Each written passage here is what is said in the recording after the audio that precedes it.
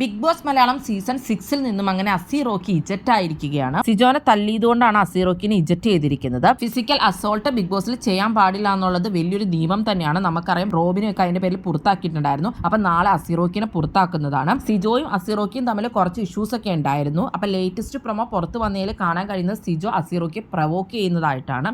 ആ പ്രവോക്കേഷനിൽ അസീറോക്കി വീണ് പോവുകയാണ്.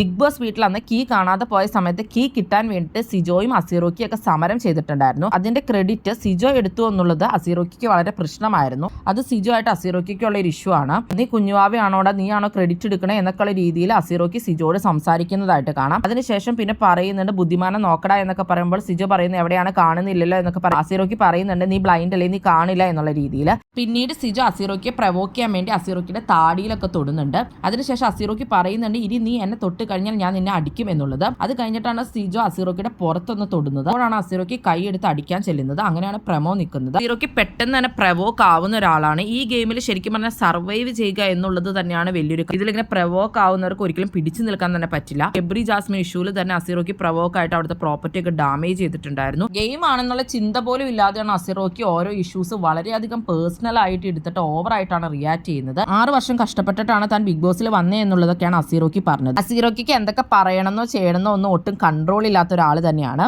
ആര് പ്രവോക്ക് ചെയ്താലും പെട്ടെന്ന് തന്നെ വീണ് പോകും. അത് തന്നെയാണ് എല്ലാ പ്രശ്നങ്ങൾക്കും കാരണം. സിജോ അസീറോക്കിയുടെ ആ വീക്ക് പോയിന്റ് തന്നെ പിടിച്ചു. അസീറോക്കിനെ നന്നായിട്ട് പ്രവോക്ക് ചെയ്തു. അതിൽ അസീറോക്കി വീണു. അങ്ങനെ അസീറോക്കി ബിഗ് ബോസ് വീട്ടിൽ നിന്ന് പുറത്തായി. കഴിഞ്ഞ ദിവസം ലാലേട്ടൻ അസീറോക്കിയോട് പറഞ്ഞതുപോലെ തന്നെയായി ഈ കാര്യങ്ങൾ. ഒന്ന് പറഞ്ഞാൽ മാത്രം പോലെ അത് ചെയ്യണം എന്ന് പറഞ്ഞിട്ടുണ്ടായിരുന്നു. അതുപോലെ തന്നെ ചെയ്തു. 2 ആഴ്ചയും കൊണ്ട് തന്നെ അസീറോക്കിക്ക് അത്യാവശ്യം ഫാൻസും കാര്യങ്ങളും ഒക്കെ ഉണ്ടായിരുന്നു. നോമിനേഷനിൽ വന്നാലും അടുത്തൊന്നും പുറത്താകുന്ന ഒരു കണ്ടസ്റ്റന്റ് ആയിരുന്നില്ല അസീറോക്കി. പറയുന്ന കുറച്ച് കാര്യങ്ങളും ചെയ്യുന്നതും എല്ലാം കുറച്ച് ഓവർ ആയിപ്പോയി. അത് തന്നെയാണ് അസീറോക്കി പുറത്താകാനുള്ള കാരണം. എല്ലാത്തിലും കുറച്ച് കൺട്രോൾ ഉണ്ടായിരുന്നെങ്കിൽ അസീറോക്കിക്ക് ടോപ്പിലേക്ക് തന്നെ പോകാമായിരുന്നു. അസീറോക്കിയെ പറ്റി എന്താണ് നിങ്ങളുടെ അഭിപ്രായം?